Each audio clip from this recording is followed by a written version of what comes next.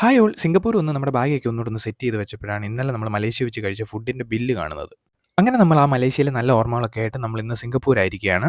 ആ വീഡിയോ കാണാത്തവർ കഴിഞ്ഞ വീഡിയോ ഒന്ന് പോയി കാണുക കേട്ടോ. മലേഷ്യയിലെ കറൻസി എന്ന് പറയുന്നത് റിങ്കറ്റ് ആണ്. ഒരു റിങ്കറ്റ് എന്ന് പറയുമ്പോൾ നമ്മുടെ നാട്ടിൽ ഏകദേശം ഒരു 20 രൂപയൊക്കെ വരും.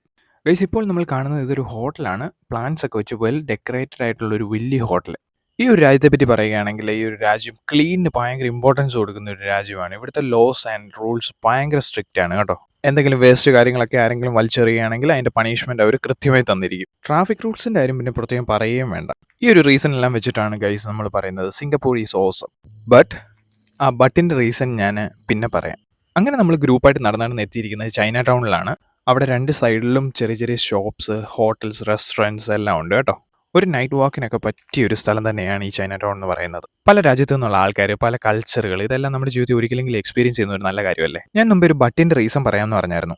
ഈ ഒരു തുണിയിലെ റേറ്റ് എഴുതിയിരിക്കുന്നത് നിങ്ങൾ ശ്രദ്ധിച്ചോ, 14 എന്നൊക്കെ പറഞ്ഞിട്ട്. അതായത് ഈ ചൈന ടൗണിൽ നമുക്ക് ഏറ്റവും ചീപ്പായിട്ട്, സിംഗപ്പൂരിൽ ഏറ്റവും ചീപ്പായിട്ട് നമുക്ക് റേറ്റ് കുറച്ച് കിട്ടുന്ന ഒരു സ്ഥലമാണ് ഈ ചൈന ടൗൺ എന്ന് പറയുന്നത്. പക്ഷേ അവിടുത്തെ സാധനങ്ങളുടെ റേറ്റ് തന്നെ നമുക്ക് 14 സിംഗപ്പൂർ ഡോളർ എന്ന് പറയുന്നു. അത് നമ്മുടെ നാട്ടിലെ ഏകദേശം 800-900 രൂപയൊക്കെ ആവും. അതാണ് ഗൈസ് നമ്മൾ പറയുന്നത് Singapore is awesome but it's to expensive.